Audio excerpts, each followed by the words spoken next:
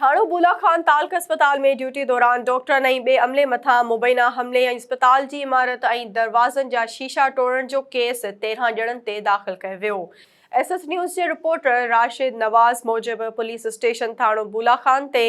MS तालक अस्पताल थाणो बुला खान हेमनमल जी फरियाद ते ॾेथा बिरादरी जे 7 जवाबदारनि समेत 13 ॼणनि ते ज़िले काउंसिल धमाज जी उम्मीदवार ख़ालिद हुसैन ॾेथो, वाहिद बख्श बहराम, गुलाम मुस्तफ़ा, शाहनवाज़ मोहम्मद अमीन ऐं अमीर बख्श ॾेथो समेत 13 ॼणनि मथां दाख़िल कयो वियो। एमएस एफआईआर में ॼाणायो आहे त 8 नवंबर ते मंझंदि जो पंहिंजी ऑफिस में वेठो हुअसि त ओचितो गारगन जो आवाज़ आयो। ॿाहिरि निकितसि त ख़ालिद ॾेथो पंहिंजे माण्हुनि सां गॾिजी अमले खे गारगन करे बदतमीज़ी करे मौतमार धमकियूं ॾेई रहियो हो। एफआईआर मूजिबि ख़ालिद ॾेथो सां गॾु आयल ॾेथा बिरादरी जा माण्हू डंडा खणी ओपीडी ब्लॉक वञी